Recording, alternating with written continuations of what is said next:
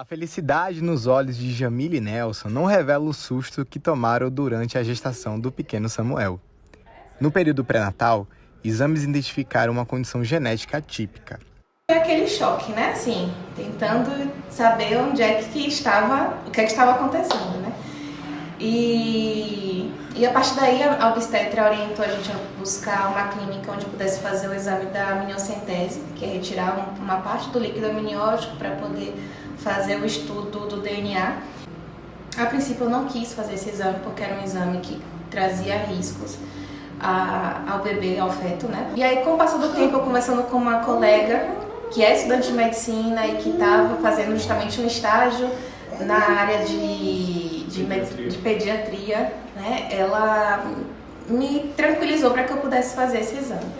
E aí eu decidi então fazer isso. Eu já fui por volta do 6º mês de gestação, que foi quando veio o resultado, né, de que seria a síndrome de Down. O diagnóstico da síndrome de Down não impediu Jamile e Nelson de buscarem uma criação de qualidade para o Samuel.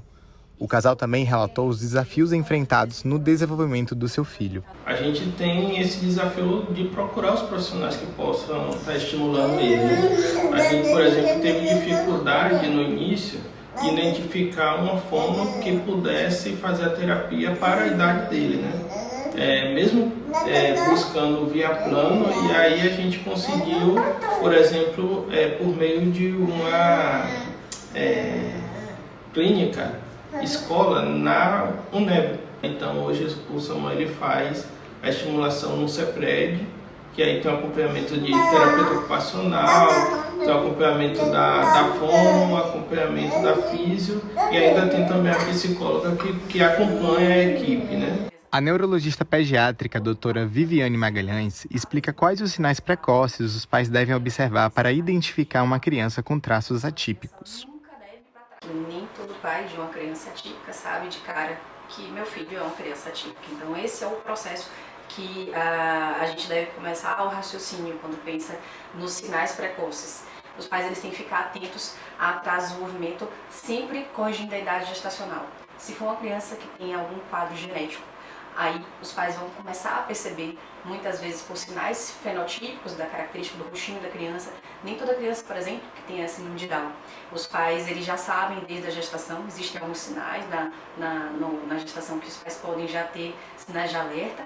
Se uma criança ela falava mamãe, papá, e de repente ela parou de falar mamãe, papá, isso é um sinal de alerta muito grave. Ela tem que fazer triagem auditiva, ela tem que ir para o neuro, ela tem que fazer terapia. Segundo o Censo da Pessoa, em Salvador, 4.200 pessoas possuem autismo.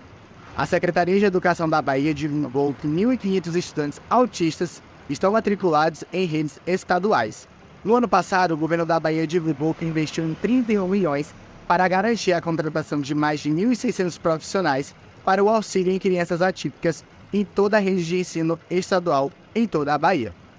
A autorização foi dada pelo governador Jerônimo Rodrigues. Esse neuropsicólogo descreve as estratégias e abordagens mais eficazes para apoiar o desenvolvimento e aprendizado de crianças atípicas na rotina.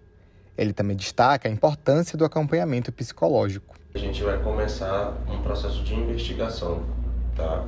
Então a gente vai ver o histórico dessa criança, às vezes baseado em algum relatório ou em algum encaminhamento de um neuropediatra, de um outro profissional, trazer a questão do resultado.